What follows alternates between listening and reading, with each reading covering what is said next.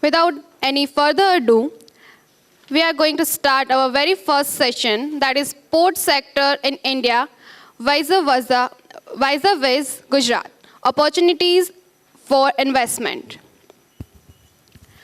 I would like to invite on the stage our esteemed dignitaries. Please come on the stage and occupy the chair. Dr. Shyam Chogle, Shri Raghav Acharya sir, Dr. Dhara Jhala ma'am. Please give a huge round of applause for them. Shri Raghav Acharya, Mrs. Dhara Jhala ma'am.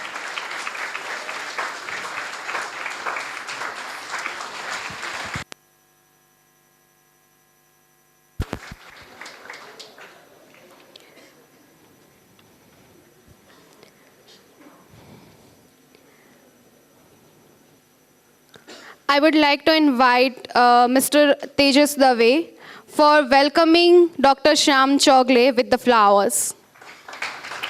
As we introduce Dr. Shyam Chogle in very first session, he is consultant and visiting faculty, associate member World Trade Center Mumbai, member EU Chambers of Commerce in India, member Indian Commerce Association Mumbai.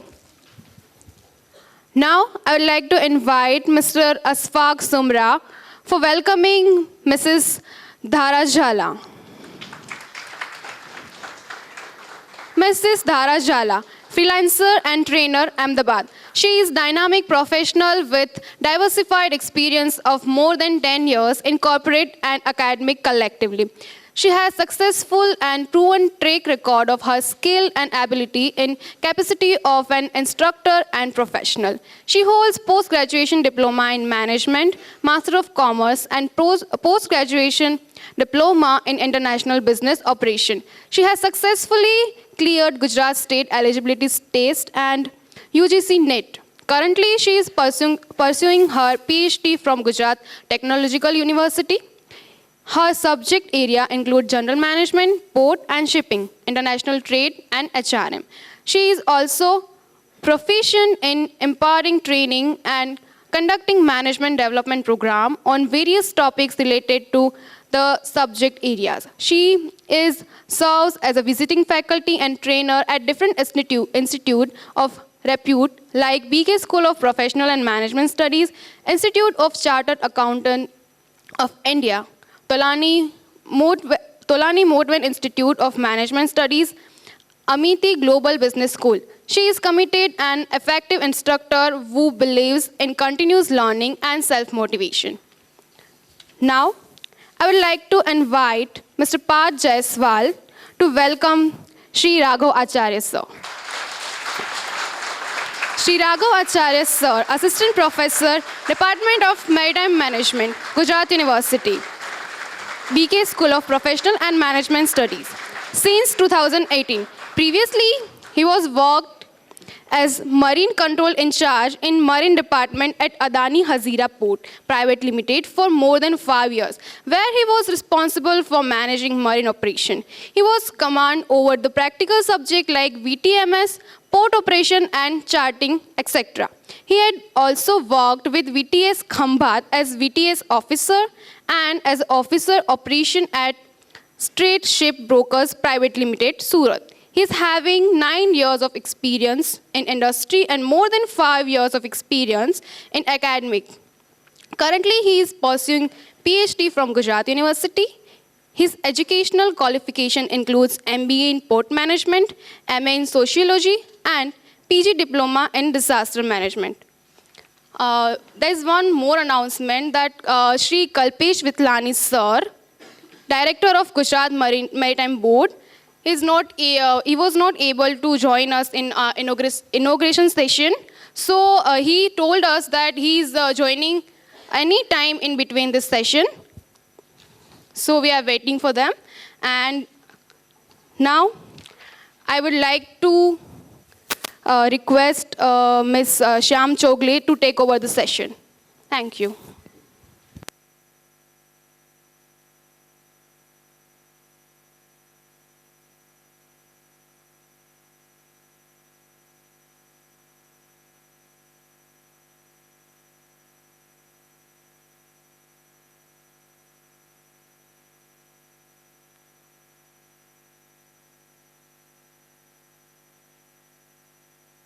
versus Gujarat opportunity for investment. Yes, it is true that there are a lot of opportunity in India and Gujarat also.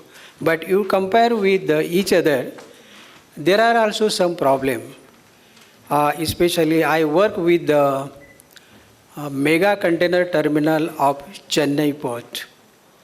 And the layout and design of that project in such a way that the developer, the investor, has to construct the breakwater. What was the length of breakwater?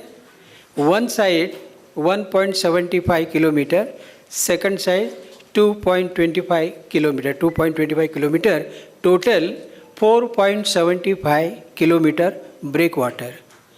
Who will construct this? Investor, the developer. What for? Because of 2-kilometer container terminal. Then question is that, what was the project?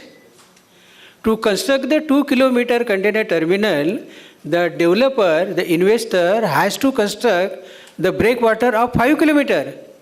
Is this a project?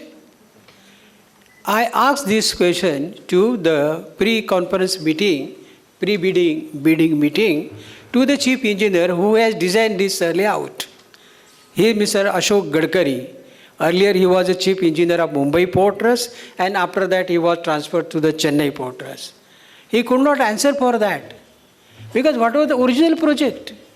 2-kilometer container terminal or 5-kilometer breakwater. And there is no earning from breakwater. Earning, as a developer point of view, earning is from 2-kilometer container terminal and 5-kilometer breakwater, nothing is there. There is no revenue. Then how he will offer the highest revenue sharing? When it was a global tender, the first time, all the bidder, and again there were many problems. Original bidding documents were only 200 pages. But when we asked this question to the Port Authority, they clarified after 15 days, and that clarification was more than 400 pages. What is this? Original document below the 200 pages and clarification more than 400. Then what are the Port Authorities doing while designing the bidding documents? So practically there are many problems. Now you tell me that this project, mega container terminal of Chennai port, it will be work out? You tell me. What is the fate of this project? I am asking to the student. It will not work out. When I ask this, again, there are, while bidding process for investor or developer, many ports in India, they are passing this construction of the breakwater to the developer and not to the Port Authority. And this is one of the problems in the port sector of India. I discussed this issue with the advisor of Sri Lankan Port Authority in Colombo. He said that breakwater, the life of breakwater is 100 years, and container terminal, it is only for 30 years on BOT basis, built, operate and transfer 30 years, and breakwater is 100 years. How it will be matched for the costing and revenue sharing? It will not work out. To construct the breakwater is a responsibility of the Port Authority. But when I discussed this issue with many port authorities and development of the minor port authority and the chief engineer, they said that no. This is a responsibility of the developer. Who will come? Then who will come? Who will come forward? And this is one of the problem. Day before yesterday, last week I was with the Maharashtra Maritime Board, and they will construct that Vadhavan port. It is a well-known port. It is a delay more than 25 years. Now they will start that. Again the same thing. There is a 10.5 kilometer breakwater, but it will construct by the Port Authority. That is the Maharashtra Maritime Board and Jawaharlal Nehru Port. It is good for developer. But here many bidding documents says that the developer has to construct the breakwater, including your Nargol port. When I gone through the Nargol port bidding documents, I saw that the responsibility of the construct the breakwater, because it is open sea in Nargol, they have the pass on to the developer, and therefore there is a very, very less response to the bidding document. This is one of the reason. Second is that investors are ready to invest in the port sector, either in Gujarat or the India. But one very good thing is that there is no opposition of fishermen in Gujarat. But there is a strongly opposition each and every port project in India. You name it the project, there are opposition. My point is that the sea is not belong only to the fishermen. Sea is belong to all of us.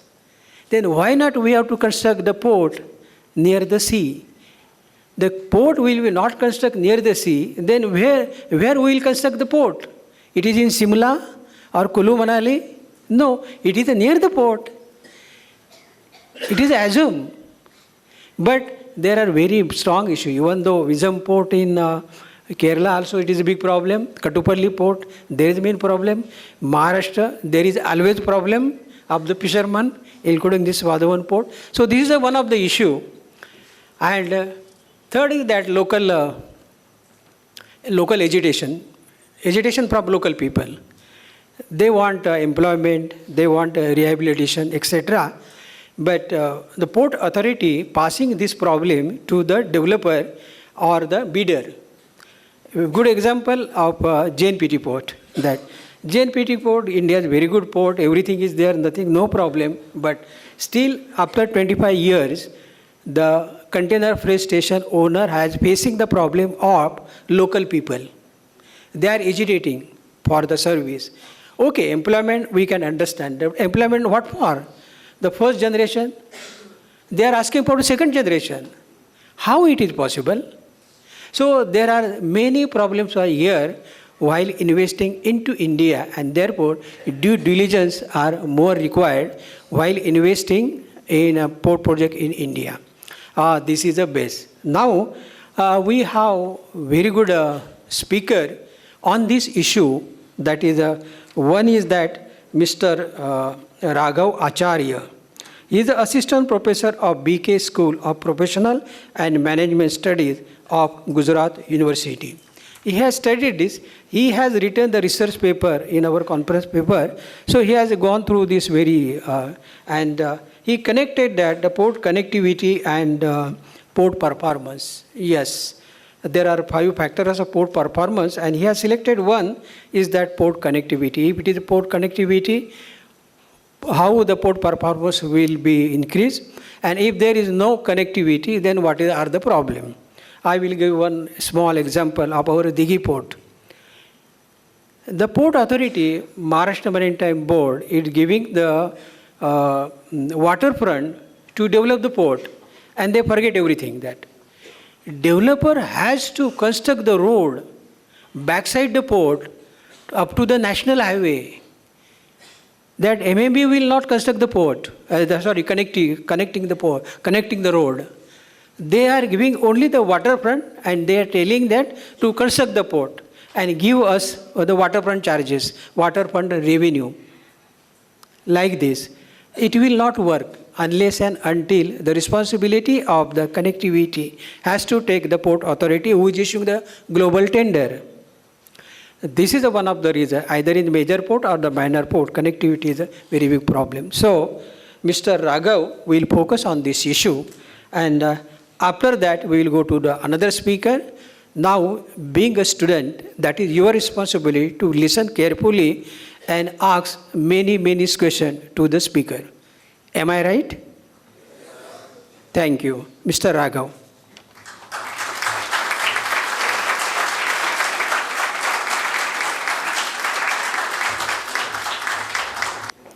Good afternoon all.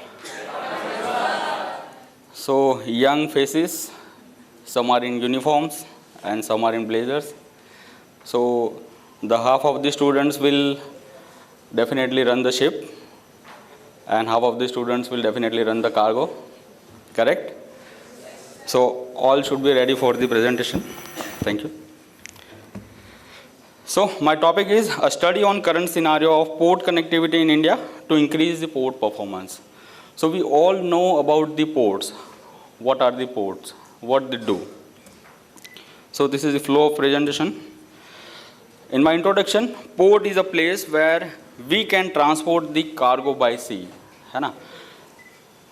The cargo ultimately land at the shore, and definitely the place will be called as port, where the equipments are there to handle the cargo, where the ships can come and load or discharge the cargo, and ultimately the transaction of export and import takes place. है ना? In India, we have 12 major ports and more than 200 minor or intermediate ports to cater all this EXIM cargo or the domestic coastal cargo. Why the ports are important? Why government is taking so much initiative to develop all the ports, to develop the infrastructure? Because the port are the backbone of the Indian economy. It's a gateway to any country. From the port, we can connect to any other country in the world. Multiple commodities can be handled in bulk. Bigger the port or the port facility, higher the cargo volume at the port can handle. Directly connected with the economic growth. The ports which are directly connected with the economic growth, like international trade is included, foreign direct investment is there, industrial developments and GDP. Definitely, you all are aware that employment generation is there, so you are here. Development of the industrial clusters. Not only the development of port, the industrial clusters surrounding the port area, that will also can be developed, and they can share the cargo to the ports for export or import. And again, tourism. So these are the important factors for the port for the economic growth. But finally, we can say that if the ports earn or generate the high revenue, ultimately the Indian economy will simultaneously grow. But how? The answer is by handling the higher cargo. The higher cargo they will handle, higher revenue they will generate, and ultimately the economy will grow. But how? And the answer of this question is, we need to understand from where the cargo comes and where the cargo goes. And the answer is hinterland. What is hinterland? Can anyone?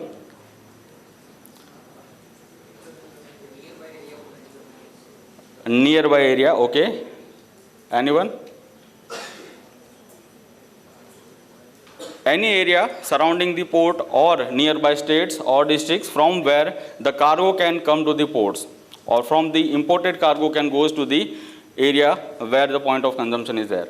So the hinterland area which directly feed the ports. For getting the good amount of cargo volume from the hinterland, we need to connect the hinterland with rail and road. है ना? Ultimately, the ship cannot travel from Mundra to Delhi. है ना? We need to connect that cargo with rail or road, definitely. But do you really think that all the Indian ports are well connected with rail or road? Okay, let's see the present scenario. So this is the highway construction in the last 10 years. So almost we are connecting the highways, constructing the highways. This is the figures. Total, we have 63 lakhs of kilometers of roads.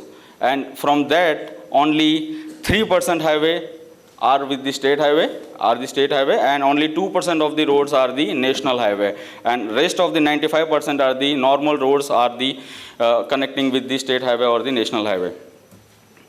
Till 2019, 121 projects worth rupees 30,000 crores have been completed, and 201 projects worth rupees 3 lakh crore are being implemented. The road connectivity project worth rupees 1,79,000 crores are being implemented in the coastal area. Why in the coastal area? To connect the ports with the national highways or with other states. Government of India has undertaken 55 rail projects worth rupees 55,000 crore and 15 road projects worth rupees 2,899 crore for improvement of the port product connectivity and various major ports and minor ports. The major ports in India, they are well established early in the era of independence or after immediately of the independence. But the minor ports are very much lacking behind for the connectivity issue. Approximately 1,000 jobs were created through the projects initiated under the Sagarmala in the last 3 years. The India's second riverine multimodal terminal built at Sahibganj in Jharkhand was introduced in September 2019.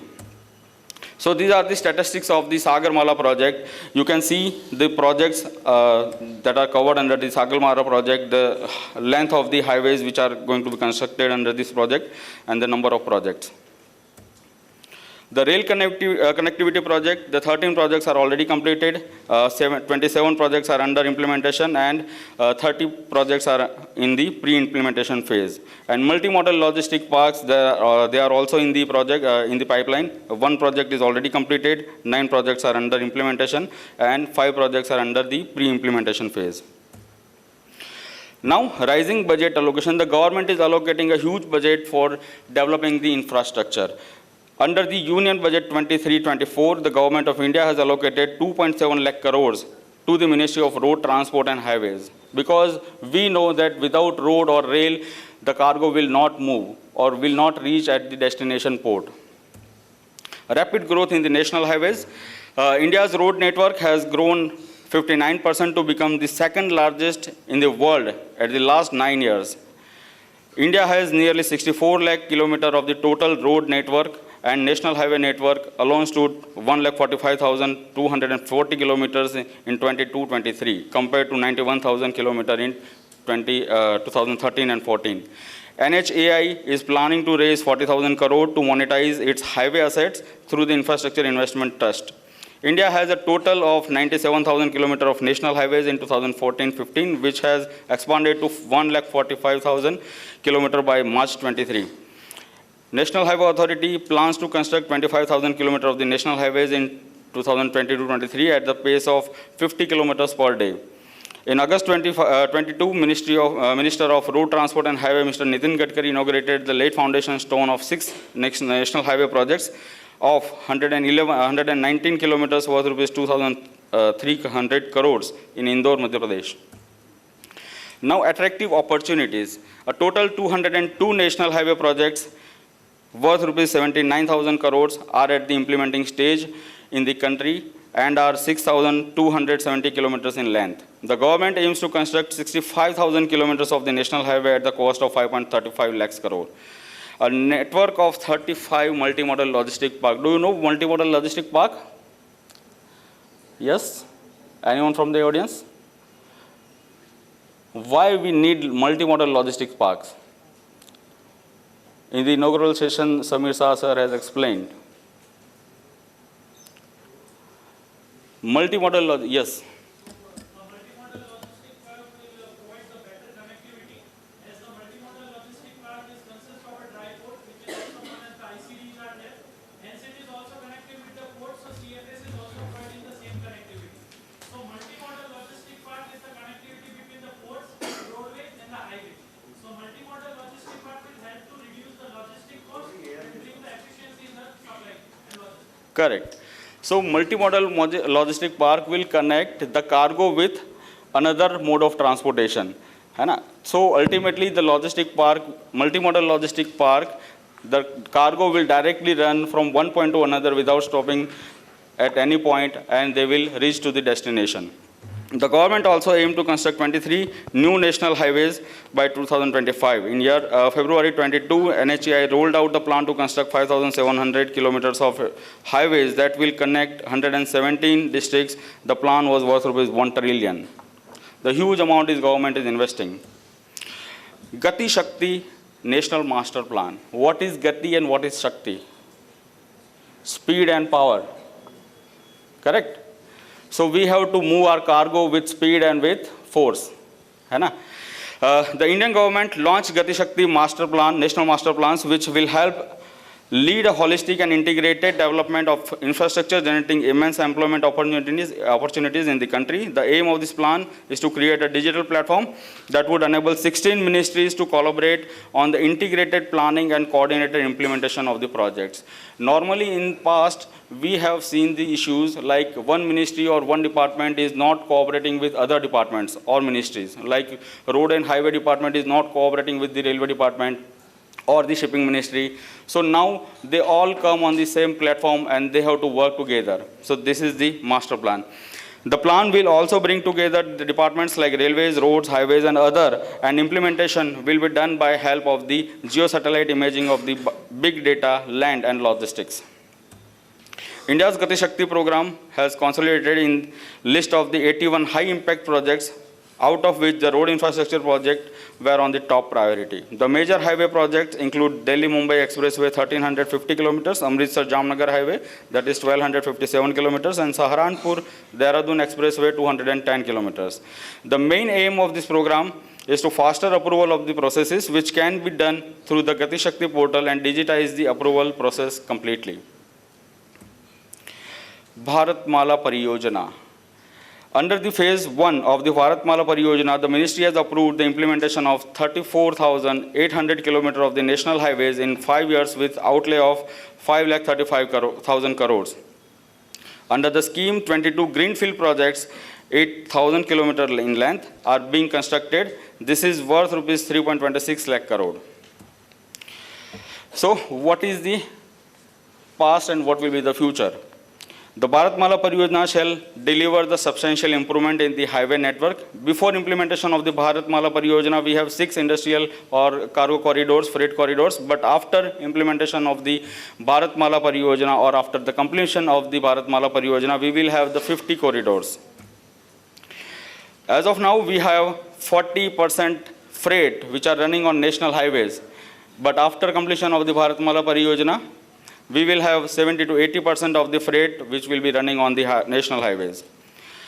As of now, approx 300 districts which are connected with 4-lane highways, and after completion, we have 550 districts connected with the 4-lane highways.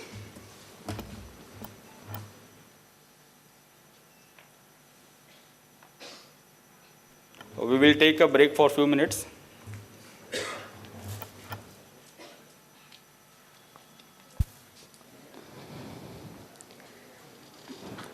Whom we are waiting for, Shri Kalpesh Vithlani sir. Shri Kalpesh Vithlani sir, please give a huge round of applause for them.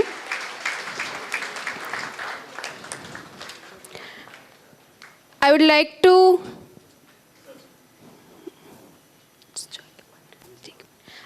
invite Mr. J.K. Bhatt for welcoming Shri Kalpesh Vithlani sir.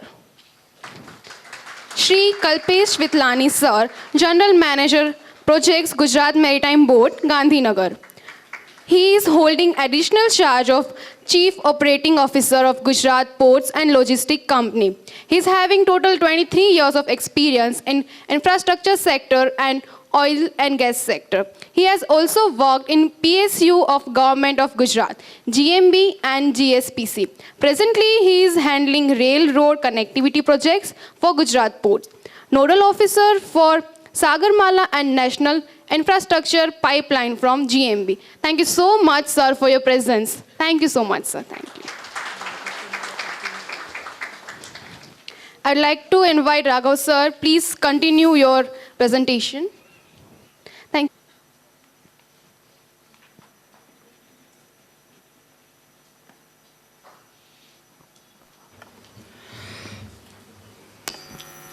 The Global Maritime India Summit, which was held in the last month in 2023, to serve as a platform to showcase the global based practices, foster investment partnerships, and the chart a new and bright course of our collective future.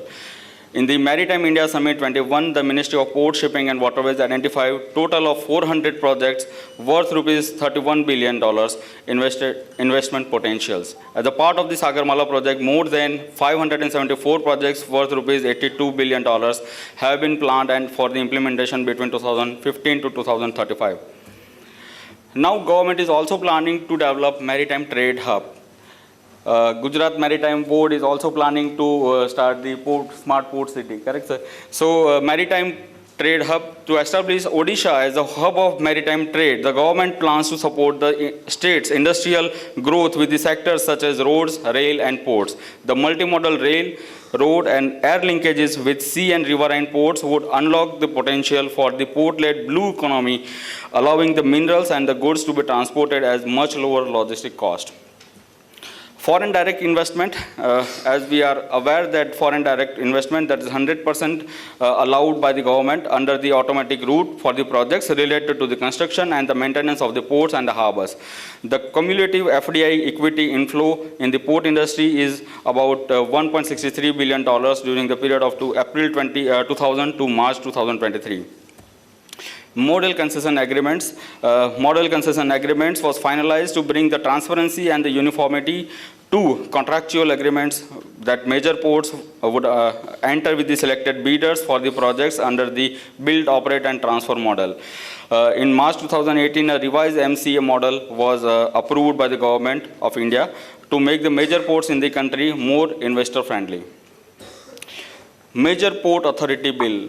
Earlier we are used to say Major Port Trusts under the Major Port Trust Act 1963. But now the Major Port Authority Bill has been implemented in year 2020. In February 21, all Major Port Authority Bill 2020 was passed by the Parliament of India. The bill aims to decentralize the decision making and reinforce the excellence in the major port governance. Project Unnati. The Project Unnati was started by the Government of India to identify the opportunity areas to improve the projects of key ports. Under this project, 116 initiatives were identified, out of which 98 initiatives have been implemented as of September 2020. Other PPP projects, there are multiple projects which are running throughout the India. There are 46 public-private partnership projects as an estimated value of $4.49 billion at major ports. 39 PPP projects are operational at the cost of around $219 million as a capacity of 240.72 million tons per annum. 32 PPP projects as estimated cost of around $3,917 million and the capacity of 264 million metric ton per annum have been awarded as under implementation. As of May 2019, MMB Maharashtra Maritime Board started building a new private port at Vadwan in Palghar district based on the PPP model. APSEZ, Adani Port in Special Economic Zone, plans to become the world's largest private port company by 2030 and carbon neutral by 2025. The Vizhinjam Port, which is a part of multi-billion-dollar international deep-water multipurpose seaport project, which will be operational by December 23. So now we are going to the rail connectivity. Guess what is the name of this freight train? Vasuki. So what is the length of this train? 2 kilometers. 2.3. Okay, what is the capacity of this train?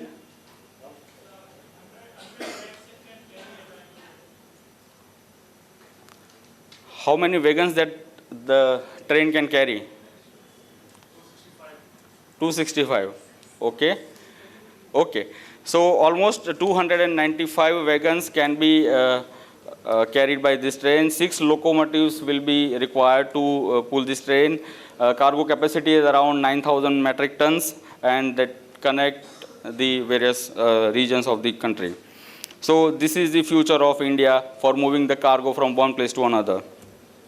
The world's 4th largest rail network which we are having, the Indian Railway runs 13,000 passenger trains and more than 9,000 freight trains daily on its network, with passenger train running at the average speed of 50 km per hour and freight trains at only 24 km per hour.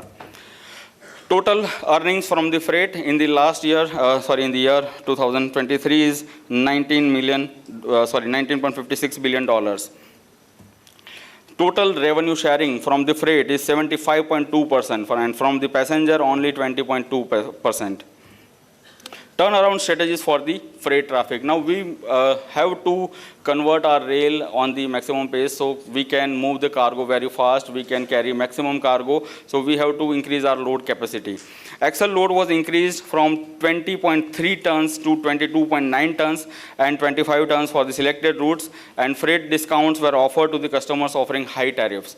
The speed of the freight trains was increased to 44.36 km per hour in financial year 22 and from 42.97 km per hour in 2021. The freight rates on cement, coal, urea, kerosene, LPG and other products have been hiked by 10% to bring the additional revenue of $655 per year. Infrastructure development in the rail, 100 PM Gati Shakti cargo terminals for the multimodal logistic facilities will be developed over next 3 years. The multimodal connectivity between mass urban transport, railway stations will be facilitated on priority. Dedicated freight corridor. This is the new funda. Why we require dedicated freight corridor? Anyone can answer? Correct. Only containers? Okay. Okay, double stack containers. Reduce congestion. Okay, so where is the congestion? So earlier we are used to give less priority to the cargo trains. Wherever you see the Rajdhani or Shatabdi Express, they will be given the priority. Correct? And the goods train we are giving the less priority. So now government has decided to dedicate a separate corridor to run the freight. Correct. So increase rail freight, share through customized logistic service, reduce unit cost of the transportation and increase the productivity, adopt a high-end technology and real-time data analysis, introduce the timetabled freight services to ensure better services. Earlier we are having the, as of now we know which train running on which time, the passenger train, but we don't know the timetable of the goods train, when it will be coming or when the train will go. So now everything will be standardized. Segregate freight and passenger lines for the focused approach, create additional freight capacity to meet the demand. So this is the objective of this dedicated freight corridor. Now, Western Freight Corridor that connect Uttar Pradesh, Haryana, Rajasthan, Gujarat and Maharashtra. The length of this corridor is 1500 km, and Eastern Corridor which will connect Punjab, Haryana, Uttar Pradesh, Bihar and West Bengal with Jharkhand. And the length of this corridor will be around 1337 kilometers. The Dedicated Freight Corridor Corporation of India Limited, a special purpose vehicle, was set up to implementing the DFC project under the administrative control of Ministry of Railway. The plan is to construct the dedicated freight lines along the eastern 1856 kilometer route length, and the western is 1500 kilometer. Total length, that is 28,243 kilometers. Total estimated cost is $11.66 billion as on September 2019. The financial progress stands 63.6% and physical progress stands 67.5%. The eastern wing of the dedicated freight corridor is being funded by the World Bank, and western wing is being financed by the Japanese International Corporation agencies.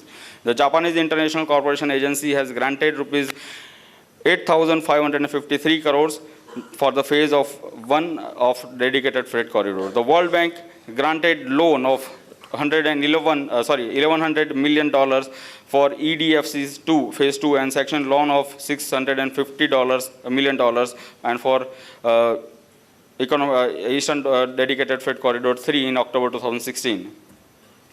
The port connectivity is the most integral and important component to link the development with the country's economic growth. When we can say, this is my conclusion, that without road or rail connectivity, the ports will never get the cargo. And how much cargo they will get by the mode of transportation by road or rail, the port will perform well. So definitely we need the strong connectivity with each and every major ports and definitely the minor ports also, because now the government is also focusing on the coastal shipping. So the domestic cargo transportation will also increase. And to get the cargo at port, we need the connectivity through all the ports. When we say the development in the terms of infrastructure and the multimodal connectivity. The port connectivity is not solely dependent on the establishment of the port. Port needs the connectivity to its nearby proximity as well as for its far reach. The multimodal logistics park has been proven as a game changer in the terms of establishing and expanding the connectivity between the industrial areas and the ports. The Bharatmala Pariyojana is one of the key infrastructure connectivity projects initiated by the Government of India and Ministry of Road Transportation and Highway Authorities. The connectivity to and through the port has been proven the game changer in the term of logistics sector as well as the economic growth of the nation. Hence, to conclude, I would like to say only one thing, that port connectivity is the key economic and efficient logistic infrastructure and the nation's growth. Thank you.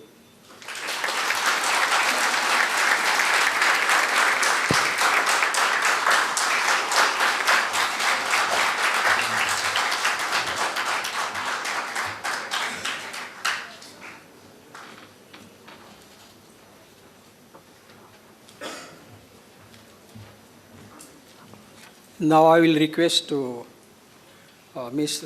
Dhara Jala. She is a freelancer and trainer from Ahmedabad.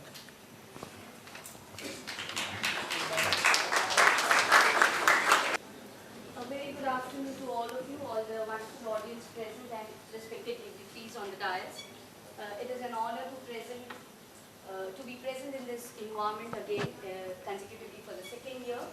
And I take this opportunity to talk about challenges.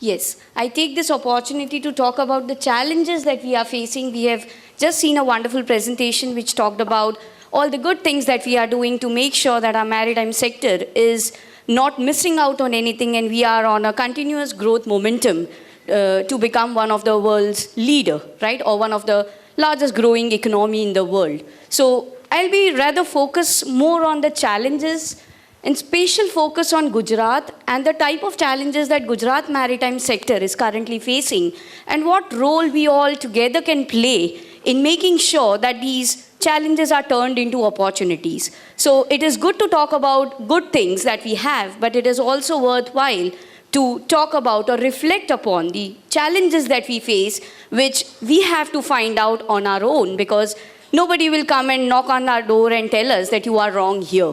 So we need to start looking at ourselves when we are talking about opportunities as well, right? So that is where my flow of presentation will be going forward. It is going to, sorry.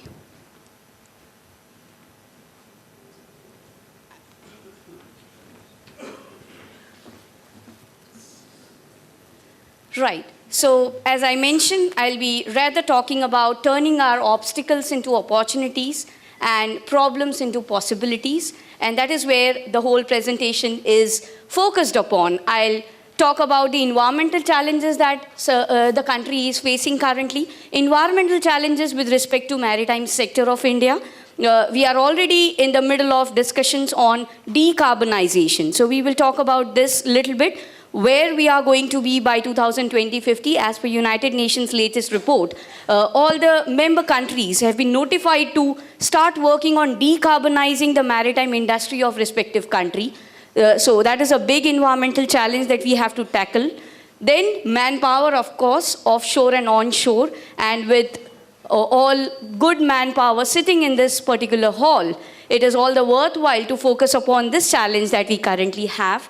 Technological upgradation. Yes, we have made our mobile phones and our devices AI friendly and a lot of other things we have been installed with. But we forget to think about the sector which is employing large amount of people, which is generating highest amount of GDP contribution to the country. 40% contribution is something that Gujarat ports are contributing to the GDP. So when we are talking about Gujarat ports or national ports, our technological upgradation is the biggest challenge. We will talk about that. Sir have already highlighted in the previous presentation that how much the roads are going to comply with the cargo movements, and where the roads are the one which are going to make sure that all the type of connectivity is provided to and from the port. And that is where we also need to understand that our roads currently are highly burdened, and that is where the role of rail comes into. Because of the too much burden on the roads, they are congested. more than the capacity of roads we are delivering, and that is where the roads are not able to basically deliver to the full potential because they are overutilized. Then we also talk about cost cutting.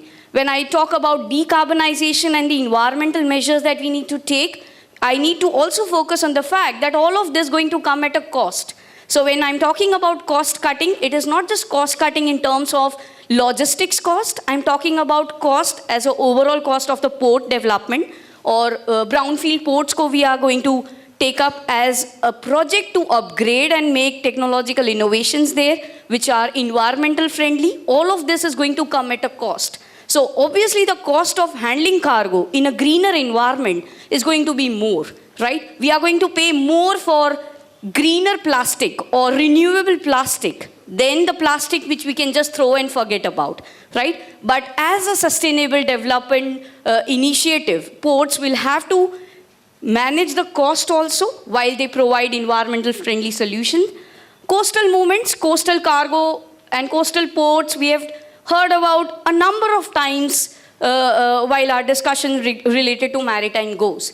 But there has been some of the movements which are already taking place, but they are not taking place at a pace that they should be. So coastal movements, what is stopping them?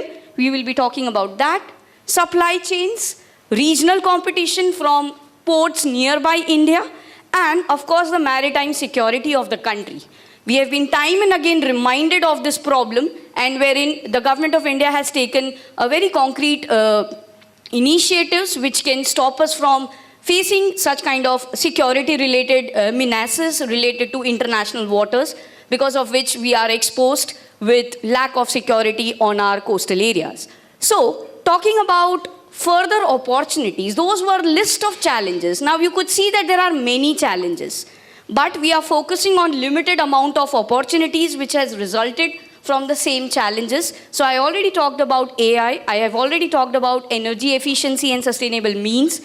I need to talk about value chains. We have been talking about supply chains, but gone is the era when we just stop there. We need to move forward and we need to talk about value chain generation, and we need to also talk about research and development. One very big area where is a large amount of investment opportunities are currently present, where people are not investing, wherein we can find out cost-friendly, eco-friendly means to run logistics, to handle the cargo.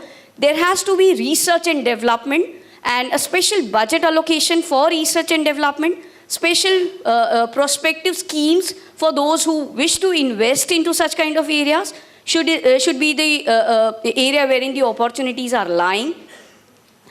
Now let us talk about some of the, as per the theme of the session, which says that Indian ports vis-a-vis Gujarat port and the kind of challenges that we are facing and the opportunities that we have. Some of the statistics if we talk about, 4% of annual growth cargo traffic is something that Gujarat's non-major ports are currently handling, versus 4.1% of all of India's non-major ports, right? So we are having a very good number there, a very promising number, which is alone enough to attract good investments into Gujarat's port sector.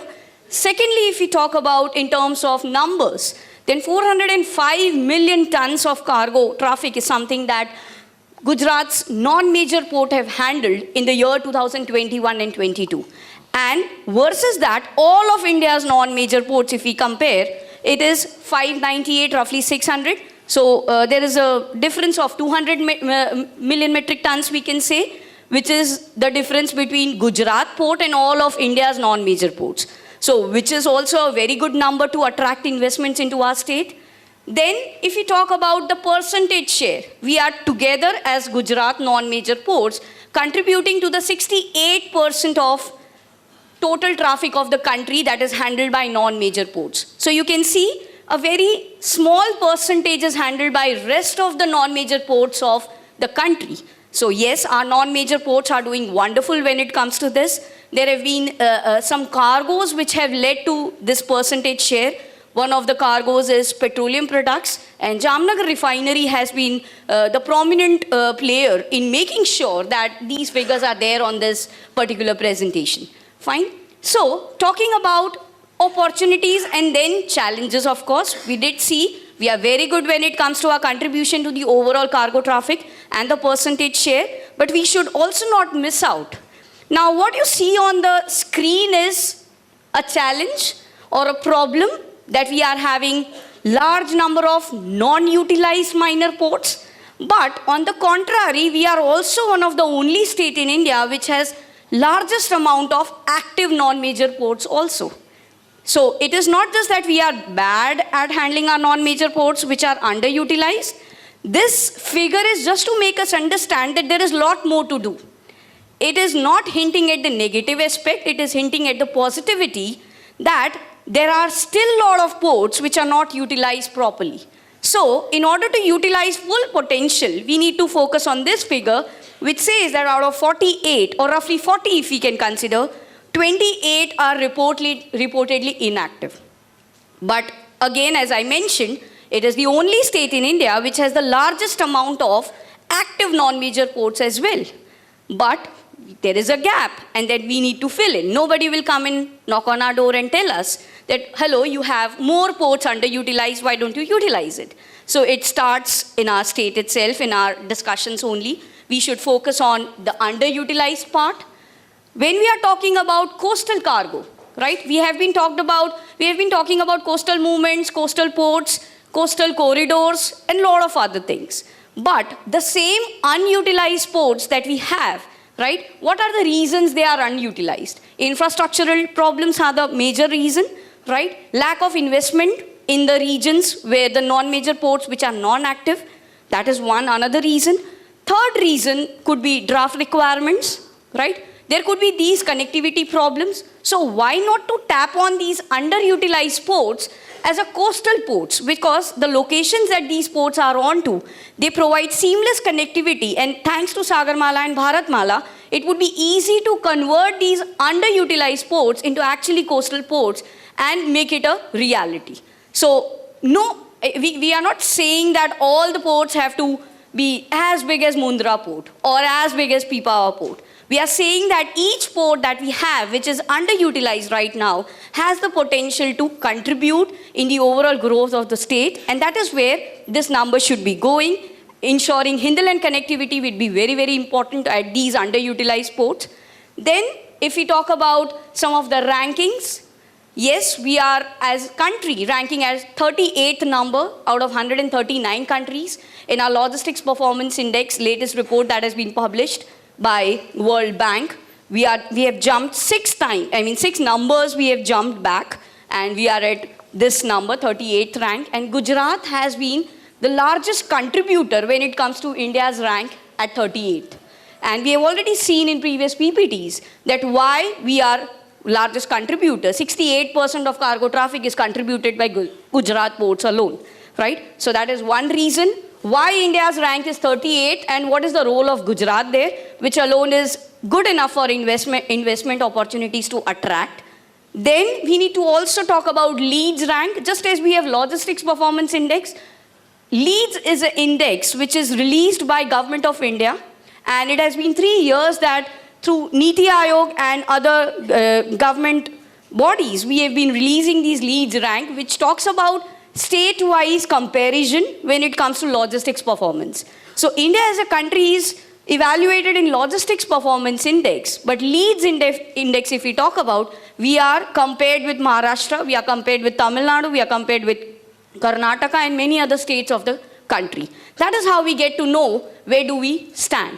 Yes, we are standing at number 1 there, but the another index that we need to focus on is the Export Preparedness Index, which is again released by Niti Aayog, and we are ranking 4th there. Tamil Nadu is the number 1 state to grab that position. Why we are at number 4? We will discuss that and we will see it in further PPTs ahead. So this is the average score of EPI, if I may say so. Wherein we have scored number 1 in the Leeds, I don't need to talk about wherein we are very good. I just need to focus on the areas wherein we need to have more improvement taking place. So I'm focusing on Export Preparedness Index, wherein we are ranking 4th. It is a very good thing that we are in top 5, but still we have 3 ranks to climb. And that is where you can see here that Export policy promotion is having a score of 73, which is a very good score combined all the states together. As country, we are export policy promotion wise very much performing well. When we talk about other problems, growth orientation, that is also 36, but R&D and infrastructure. Infrastructure related research and development, we are scoring less. So that is where the opportunity lies for us to improve upon.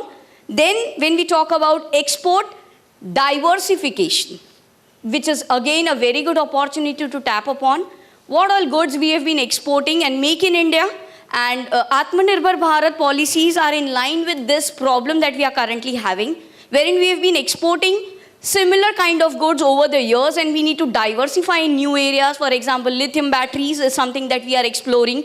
Solar energy is something that we are exploring. So diversification of our export portfolio is the biggest opportunity, and investments into that area is something that should be invited upon. Export preparedness index, as I mentioned, Gujarat scores at 4th number with 73 score. Tamil Nadu is at number 1 with 80 score. So even they have not secured 100 marks, right? So there is a scope for even the number 1 player also to improve upon. Now going in detail of Gujarat specifically, why number 4th? Yes, we are having first rank on export performance. These are the 4 pillars based on which the whole EPI index is prepared. So when we talk about 4 pillars, they also have many sub-pillars. But not going in that detail, just focusing on the major pillars. First pillar, export performance, we are having number 1. Our export performance is seamless. Thanks to gems and jewelry, thanks to petroleum products, thanks to agricultural export that we do, machinery, automobile, our export performance is very good. But when it comes to our export policy, or when it comes to policy related decisions, we are having 2nd rank. So we need to improve upon there a little bit. But what is more attention seeking is our ecosystem related to business and export. And what are the sub-criteria? Now, this is an index no private company has declared, right? It is an index declared by Government of India after inviting data and statistics from various state governments. So whatever data state governments have provided with, along with this index is prepared, right? So, export ecosystem is wherein we are ranking very badly, that is 10th number. So, when we are number 1 when it comes to leads rank, how come we are at export performance at number 10 or ecosystem at number 10, right? So, moving on to talking about why we are having that. So, export performance, thanks to Jamnagar, we are having very good export performance. Thanks to Surat, our numbers are very promising, right? Top districts if we talk about, Kutch, Bharuch, Ahmedabad, these are Jamnagar. These are some of the districts which have been contributing wonderfully to India's overall export traffic that we are having in the state. So these 4 states have, districts have emerged as a very good contributor to the India's export performance. Now, these are subcategories. I am not going to focus on those categories wherein we have ranked first, right? So we were first when it comes to our export performance. So it is going to be continued in the next slide. But what I'm going to focus is on this, wherein we were not having business ecosystem. So export credit availability, when we talk about power cost that we have in order to manufacture export-oriented goods, when we talk about single window clearance, we talk about FDI inflows. These are some of the sub-pillars based on which we were ranked 8th in business ecosystem versus that with other states, we are not performing that well. Then if we talk about infrastructure, transport connectivity, yes, therein also we can see we have been ranked. Cold storages availability. How many cold storages we have in the state, right? How many of them are privatized? How many of them are having indolent connectivity? All of these details were talked about in this particular index. Now what I want to focus on is this export ecosystem, wherein we were ranking 10th. I know the numbers and the figures are a little less legible from the last. So I'll just say it aloud. Agri-export zones, how many we have? Area covered under industrial parks, existence of trade guides. Are there any trade guides available for exporters to follow on? Then, of course, application of TIS scheme. conducted stakeholder interactions with exporter? Has government conducted any such export interactions with the exporter? What all mechanism which as a state government you have followed, or as a state you have followed, is something wherein you are ranked. R&D in infrastructure again is one area wherein we need large focus onto, wherein we are having only score of 16, right? So our research and development has staggering opportunities to invite privatization and to have public-private partnerships in that particular area. Educational institutes are one such very good initiative to start with R&D, right?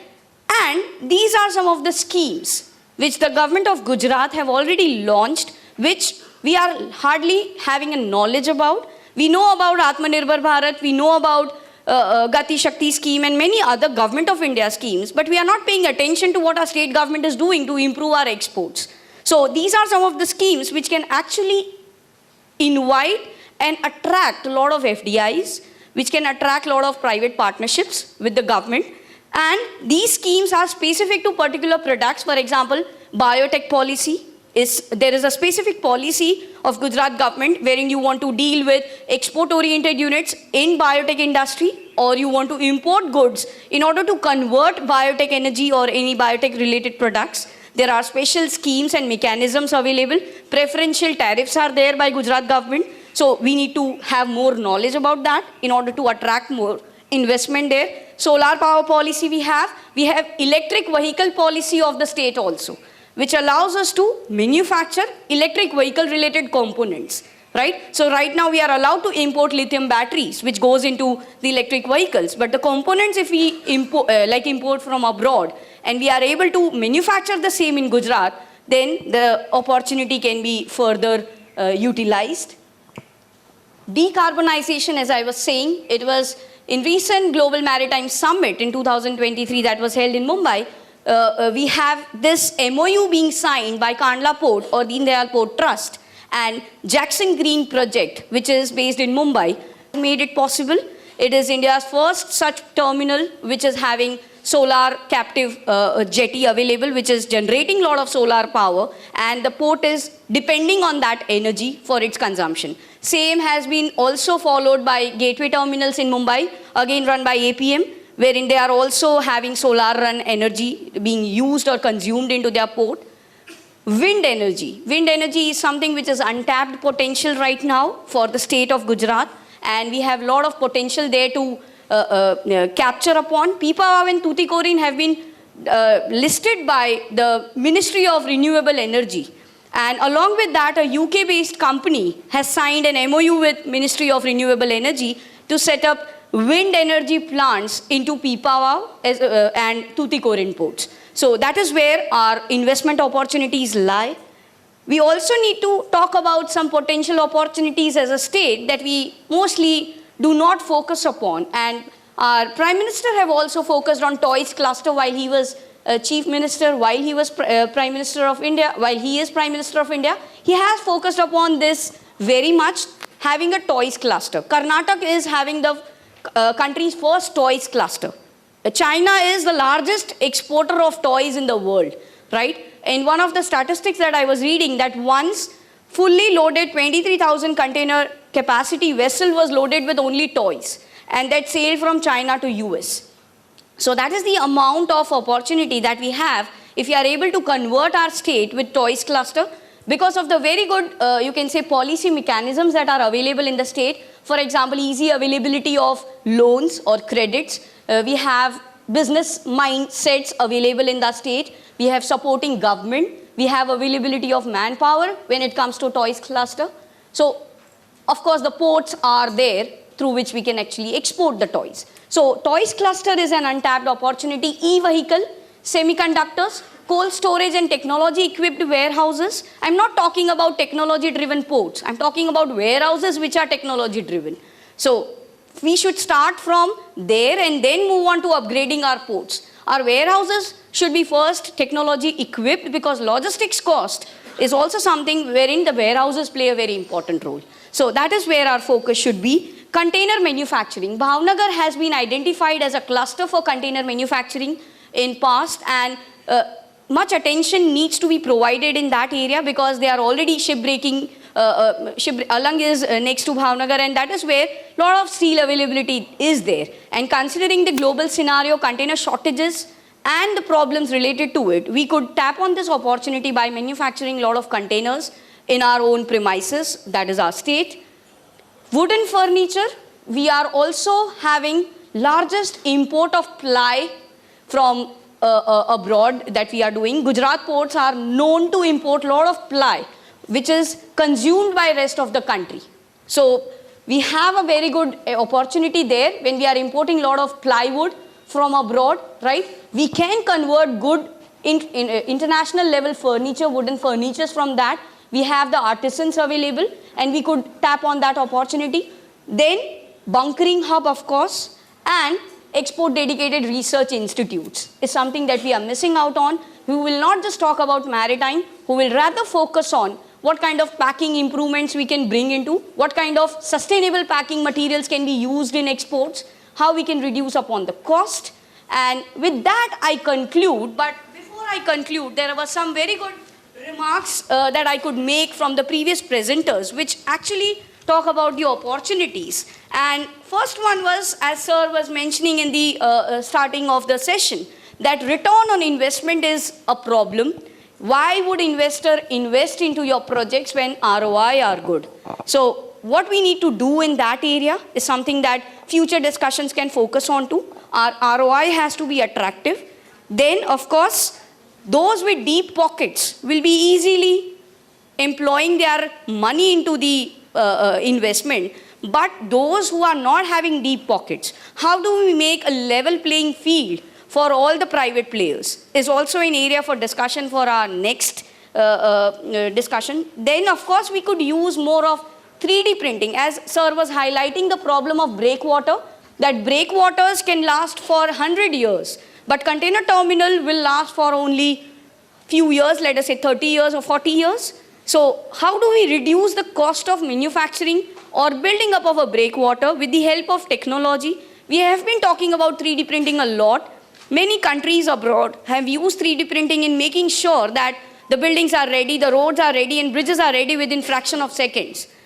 I'm not sure how fast we can implement that on breakwater, but research needs to be done in these areas, and that is what is going to pave a way forward for us as we move towards getting first position in our export preparedness index, right? So with this, I thank you all for being patient listeners, and I thank you so much.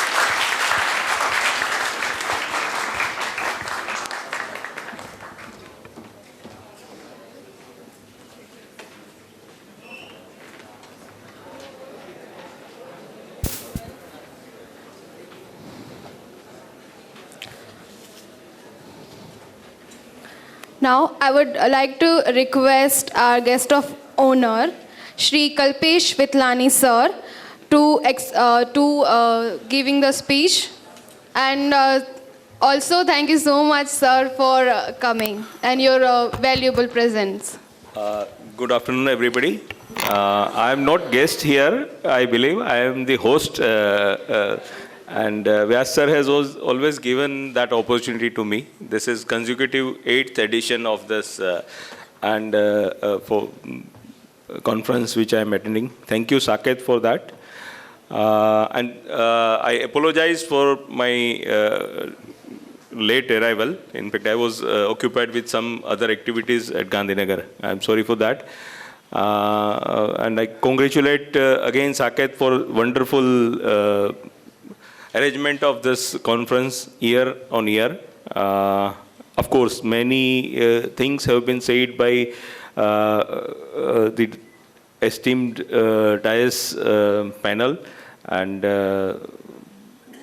I have few words to say in this matter. I had two things in that. Government of Gujarat and Government of India is working very hard to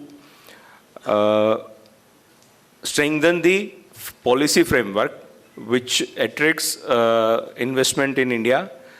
We have few policies which were mentioned by Ms. Dara, and other than that, I think few other policies which government of Gujarat has recently unveiled. I may not be wrong, but one major policy of Gujarat is Gujarat's logistics policy, which is also there in 2022. And that is related to field which this August audience may be interested in. So that is one policy which is there. Government of India has also unveiled that policy of logistics in 2021, which was followed by Government of Gujarat, of course. And few things which policy says that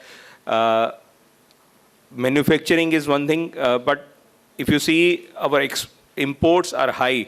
We are importing high energy as compared to all other products in India. Our ratio of import and export, if you see, we are importing goods, specifically energy, in 80% of our total EXIM cargo, and 20% is our exports. So we need to now work towards export preparedness, which again you mentioned very well. For that also, Government of India is coming up with new policies. DFC, of course, logistics will be cheaper.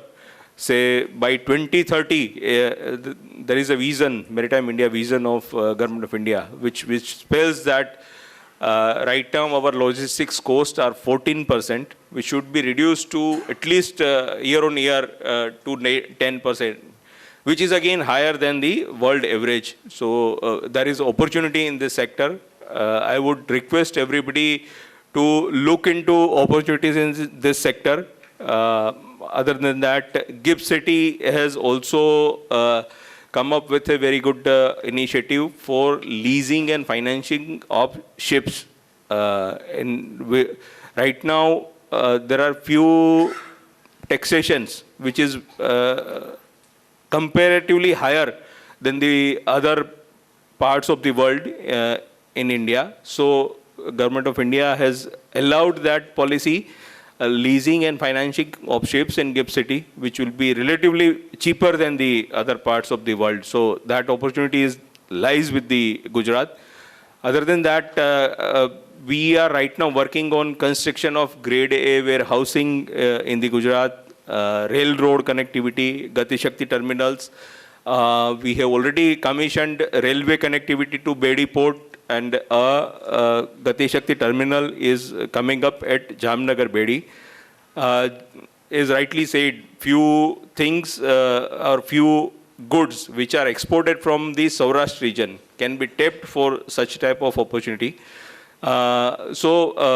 I will not take much time because I know everybody is hungry. Lunch is waiting for you. And I don't want to be between your food and you. So thank you again, Saket, for this opportunity. Thank you, Dr. Shyam.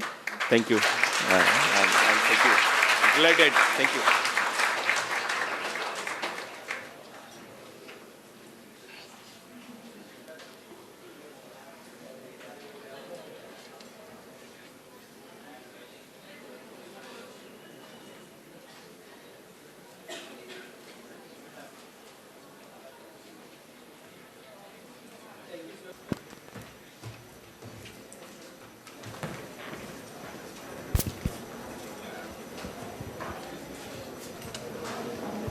Thank you, sir. Okay.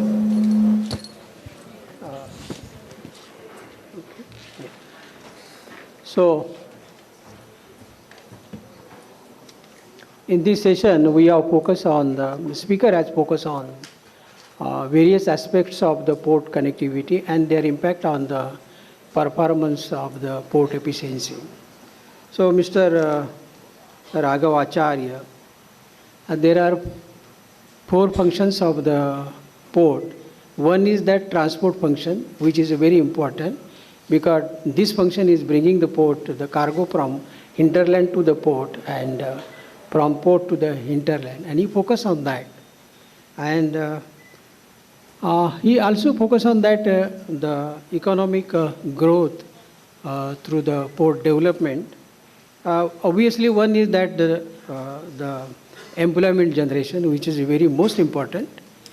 And second also is focused as the tourism, which is a new area around the Indian coastline to develop the port through tourism, or tourism has to develop by the coastal shipping and port, minor port. So, and he has also focused on the multimodal logistics park, that, which is a new area which is required for cargo generating area far away from the port.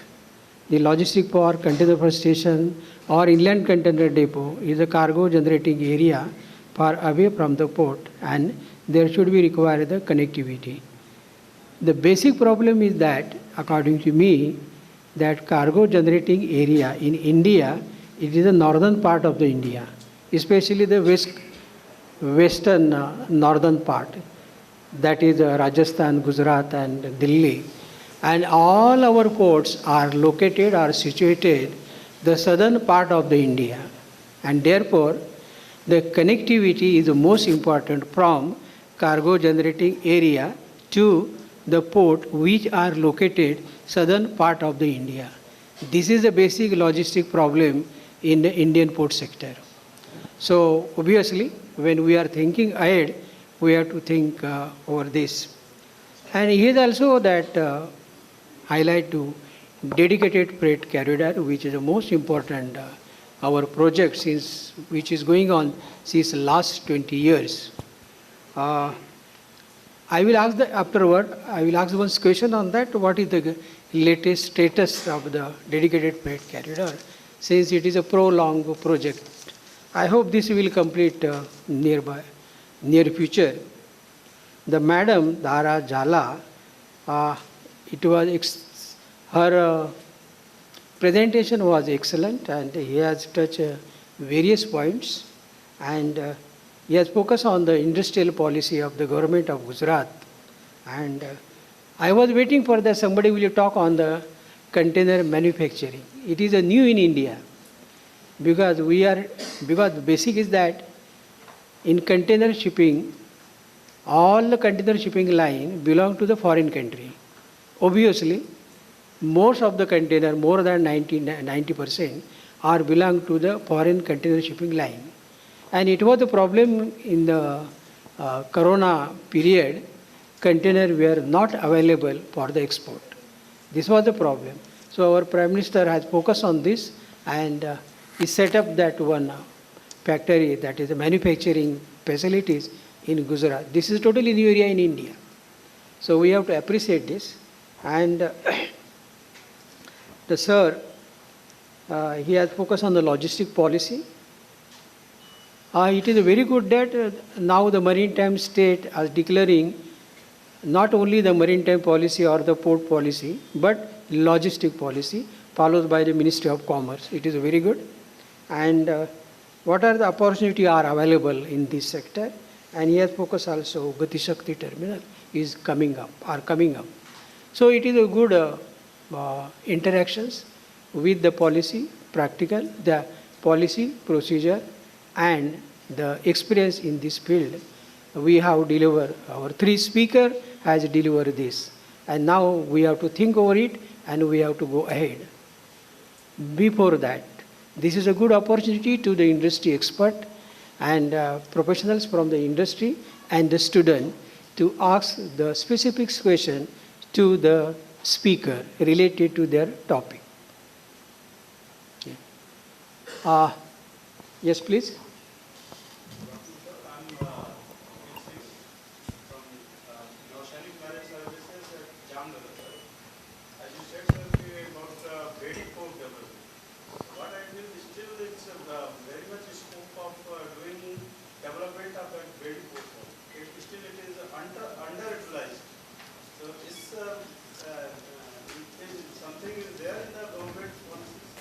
I agree what you say. We have plans to develop Bedi Port. That's what I was telling. Gati Shakti terminal is coming, we will start handling containers from there for coastal movement, as well as PFT, private freight terminal of railway. One thing you may appreciate that that area comes under Marine National Park. So environment clearance is one of the major bottleneck there. Depth increase. Yeah. Peloton Island as well as whole area. It's a big MNP, Marine National Park. Corals are there. So we have to preserve our nature also. So draft is restricted there. But yes, there are plans which we can utilize the available natural resources in best way.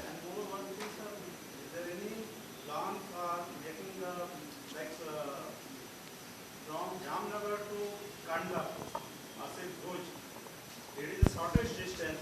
Yes, we are working for Ro-Ro-Ropex services from Rosie. There is a space available there which we would like to construct for this purpose. In fact, few MOUs are done during this MIS which has happened recently in Mumbai. So we are exploring that also. We want to tap that opportunity also. That is very recent. And in fact, few shipbuilders also expressed their willingness to construct specialized Ro-Ro ships for lower draft. You may understand that draft is the constraint. So they are constructing 2-meter draft vessels for us. It is there. Appreciate it. Yeah, please.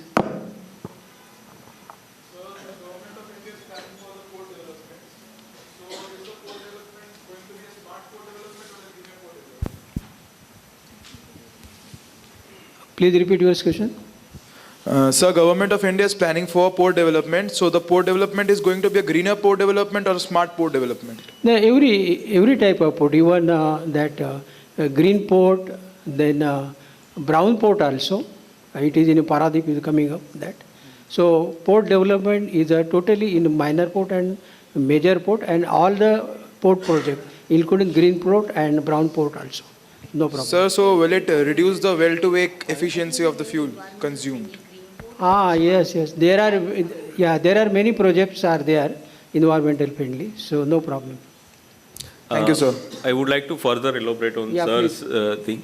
Government of India has introduced one shore-to-ship power generation policy last year. So that means any ship which is coming to Indian port has to be provided power through renewable sources only. So that will create one green port environment in any port. Other than that, what you say, smart port can be green port also. So overall planning, what nowadays government is taking up is that least emission and using of IT technologies for the smart movement of the goods. So that can be both together. Sir, one more doubt. As you said that it is going to be a smart port. So smart port means that humans will be replaced by AI and the machines, most of them. So what will be the effect of employment over the sector? She would like to. In fact, it is not very appropriate to say that all the things will be replaced by machines, because wherever judgment is required, human will be required, and port operations is one area where right now also automation has happened. Cranes, whatever handling containers are automated, but then again there are humans on ground as well as on the cranes also. So it cannot be totally AI based. We cannot do that as of now. Yes, of course, in future it may also happen. Thank you, sir. I'll just add on to that point. Being from HR, I could not resist answering that particular point. Is wherein we have not stopped needing drivers after introducing cars. When we were riding bullock carts, there were drivers to ride that also. We are now having cars. We have drivers mechanized, skilled in that way to drive that car. We have driverless cars as well. But that does not mean we stop traveling or we don't need drivers. We just upgrade our skill to match the technological upgradation that is taking place. So unskilled manpower will definitely be out of the place, but skilled manpower will be very much valued in times of technological innovations and AI. So how well you are able to blend yourself with the technologies is going to pave the way. So even COVID has proved that earlier it was never heard of that you could study online, right? And we would need online also. We would be required even on a laptop screen. We never thought. But I'm happy that COVID took place and people realized the importance of teachers and coming them in presence of them and speaking there and rather than speaking it online. So I'm sure you understand my point that we are not going out of jobs. We are upgrading ourselves for the new jobs that are going to be taking place.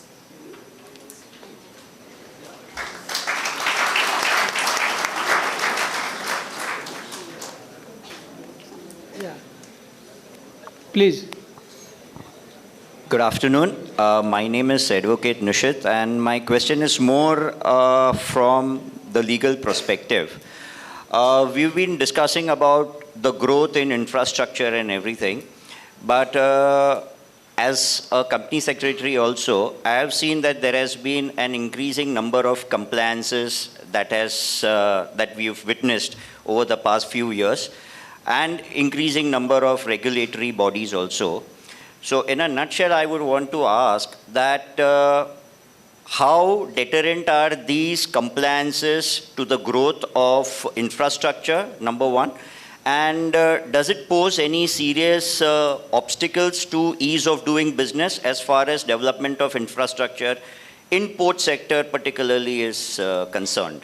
And how easy would it be for private participants for the development of port infrastructure vis-a-vis the increasing number of compliances that one may face? Not to forget that there are heavy penal provisions in case of the smallest non-compliance that one faces. So I just wanted to understand from the legal perspective. Thank you. No, I am not a legal expert. In As far as fact, this nobody will be infrastructure is legal expert here, but of course, well taken your question, and compliances are very much required, and it will imbibe in the systems, because we are right now in development stage, countries getting developed. So developed countries have compliances in place. They have also passed through this journey. We also have to pass through this journey. And compliances are not hindrance to any development or any infrastructure development, as you rightly said. But they will later on support to find out better agencies who can develop good infrastructure for us, and even they can, compliances can give us opportunities for the professionals. We are working towards techno-commercial regime, so that gives opportunity for everybody.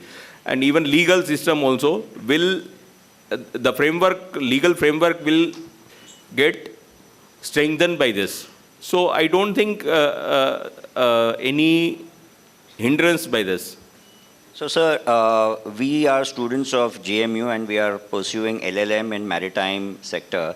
So, with the increasing number of infrastructure developments in port sector, do you see or envisage that there will be in the near future a great requirement for legal practitioners or people finding jobs as legal consultants? Of course, yes. As you rightly said, Government of Gujarat has conceived GMU. GNLU was there. Then again, GMU was developed. Why? Because we find that a gap, maritime sector law or maritime law is something very specialized. as compared to other laws, because it deals with the international law as well as law applicable on waters. So, of course, there is a huge opportunity in this sector also, where right now, if you see arbitration benches, which deals for maritime law, sits in Dubai or maybe UK or maybe in Singapore, which will come here and we will be having our space in overall ecosystem. So, yes, opportunities are there. 1 minute. I have to add one thing, that don't worry about the opportunity or demand. There are a lot of dispute in between the port against the shipping company, cargo owner against the shipping line. I was one of the head of planning department. My job was only rejecting the claim which is against the shipping line. So don't worry about that, because normal lawyer cannot handle the maritime law. It is very clear. I have came across with the 2-3 lawyer, and I realized that they have nothing that much knowledge about the maritime law. So if your students are expert, there is a lot of opportunity. On other way that I have to say that the all disputed are waiting for your student.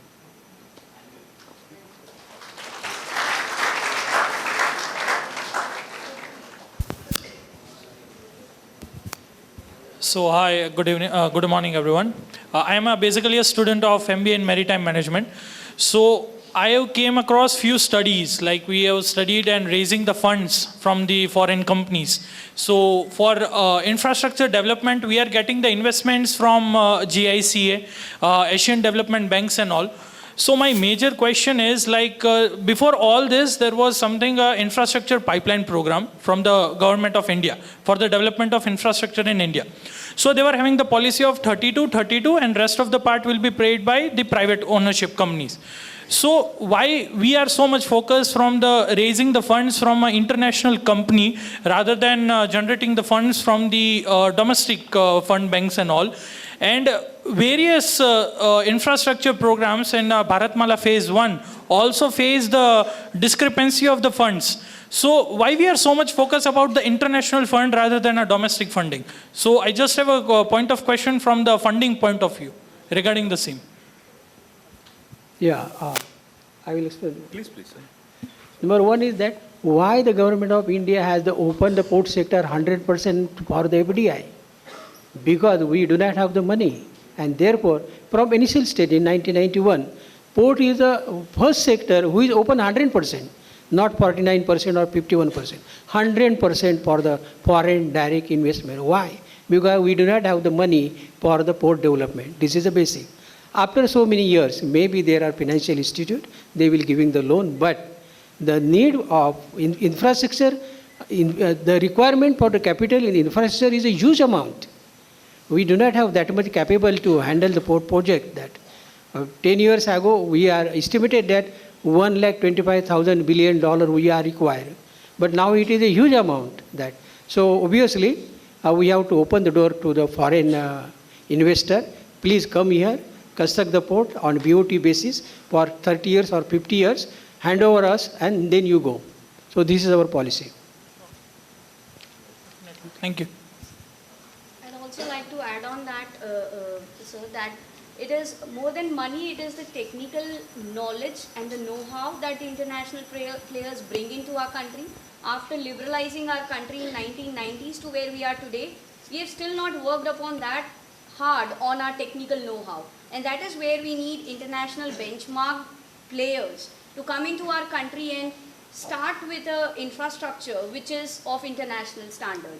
We cannot survive with limited number of players. We need to create a competitive environment, and we cannot imagine a scenario today of a port of India without APM, without DP World taking its place into where they are fitting in today. So they are needed, and that is why we are inviting more foreign players, because they bring in, along with money, a lot of other things which we need to learn from them, right? So that is why we need them. Thank you.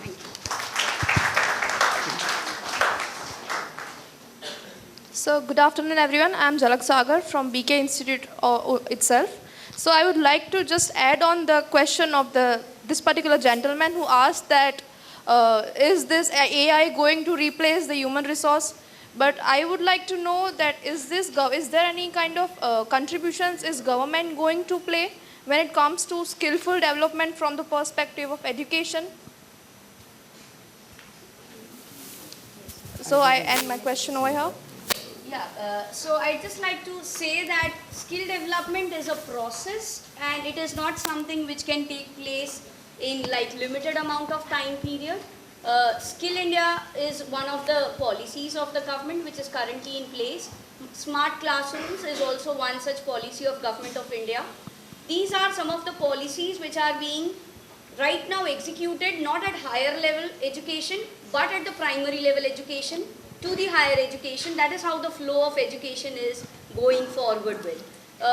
We are also working on making our classrooms smart, as I mentioned about smart classrooms, wherein we are making sure that we are not using only traditional methods of teaching. We are in fact able to develop them. For example, when I was in school, computer was the first instrument. First computer had come into school at that point of time. To today, we are having second and third class students having their fingers run on iPads and computers, right? So that is where technology is going to be a continuous development into the way our education is being provided or the way the skills are being developed. It is not something which can take place fortnight.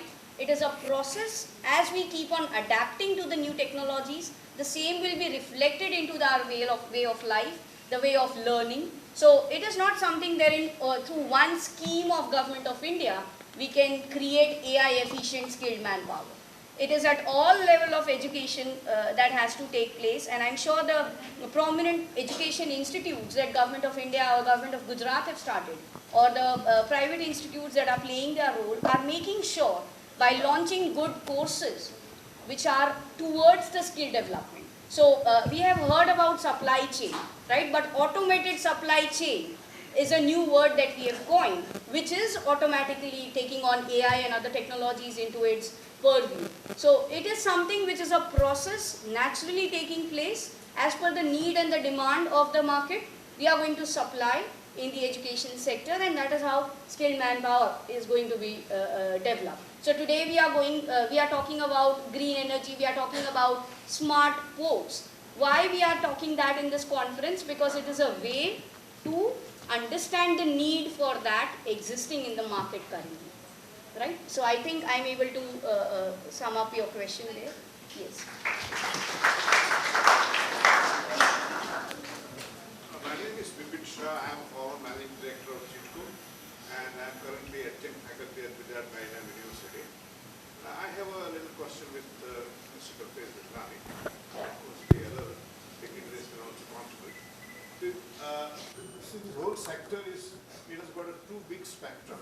One is what is called a very capital intensive initiatives, which we talked about, and we have FDI and not only the money but the technology, which is fine.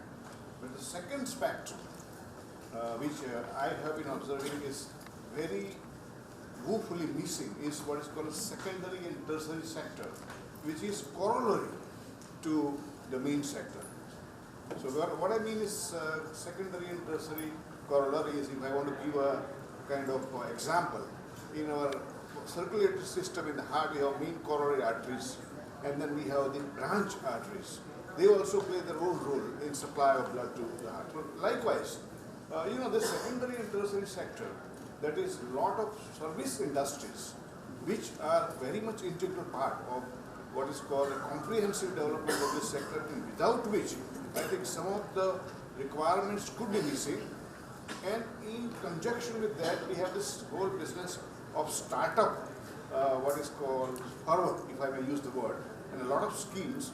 I may be wrong because, but I do not find any systematic study or any systematic documentation of what I call an opportunity identification for startups, particularly focusing on investment below 1 crore. I'm not talking, the capital intensive knowledge is all there, so it's all documented. So I was just wanted to know from Kalpesh Bhai that, and whether Gujarat Maritime Board has any plan to do that, because unless you have a very systematic first what you call ground level study of what opportunities are there, and then once you have the opportunities, then we can start the whole process of triggering investment by other things. Money is the easiest thing to get anyway. So I thought just Appreciated, sir. In fact, recently, few studies we have taken in the Gujarat Maritime Board. You may appreciate that one term is origin and destination. Cargo originating centers and consumption centers are different. Cargo import is happening at Gujarat Port, and destination is at some consumption destination is some other place. So we have conducted one OD studies, which is what one major study in port sector for the probable, or we can say definite opportunities in the port sector. How many ports or capacity of cargo is required at the Gujarat port. So we are right now with that study, and we know that how many more ports are required in Gujarat. That is one thing. Second thing, what are the missing links for connectivity? That study is going on right now. Master planning of railways and road connectivity for the state, which we are right now preparing through GIDB. So that will give us light. That will throw light on the missing links of connectivity. And of course, that will also give us light on how to reduce logistics cost in the within state, as well as northern hinterland, which is connected to Gujarat. So that two major part we have taken place, studies we have taken place. And other than that, I think you might be aware that Government of Gujarat has done few studies for the startups also. Because ultimately, if we are not generating cargo, what would be exported, or whatever imported, where it is getting consumed. So that also Government of Gujarat has done. So we are right now in process, and well taken your point. We should do that. Okay, we are very late for half an hour. Otherwise, if we not wind up, then it will create a problem for your lunch. So it was good session. Number one is that as far as your answer is concerned, that this is the responsibility of the professor also to research on this. I suggest that. It was a very good session. The reason is that there are the professor from the university, that is the education, there is the industry expert, and the policy maker, and myself from both the side, that is the industry expert as well as a professor also. So it was good session to interact with the new generation in logistic and port sector. Dhanyawad. It's our absolute pleasure to having these dignitaries on the dais and all the participants for actively participate during the session. Now we are having a lunch break, and we are meeting again at sharp 2 p.m.